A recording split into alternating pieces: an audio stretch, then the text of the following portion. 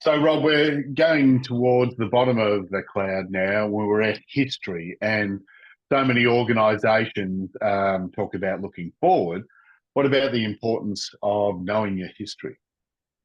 Well, yeah, I did a double major in history and one degree, did a full major in historiography.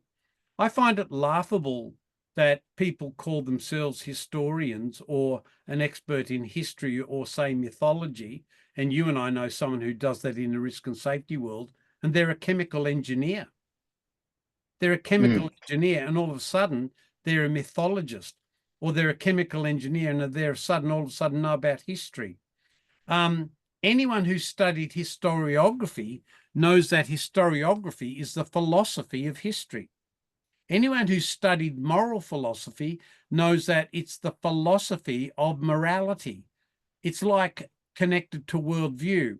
So coming out of your worldview and your view of history is the way you understand the historical world.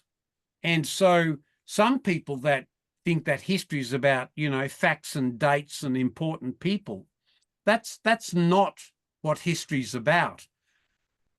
Even though we know in our own history, we know about heroes and villains and leaders and disasters, and we know that those things in black shape the trauma and the stress and distress of how people live in their cultures.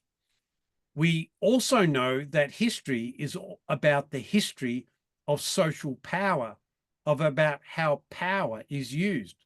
So I'm not a historian of Israel or Gaza. I've done no study of that. I can watch a TV like anyone else, but I'm not a social historian of the Middle East, even though I've studied Middle East religions. And so I'm in no position to talk at all about the historiography of the Middle East or of what's going on in Gaza.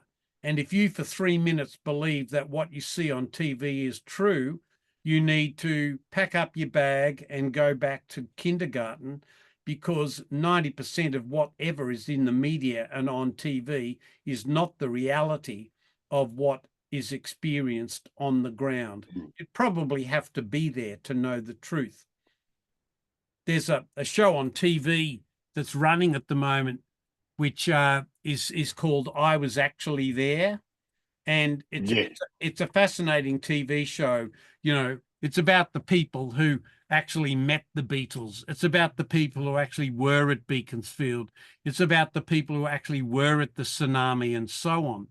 And I was at Beaconsfield, and I can tell you right now, 99% of everything that went on the media, including the movie about Beaconsfield, is false.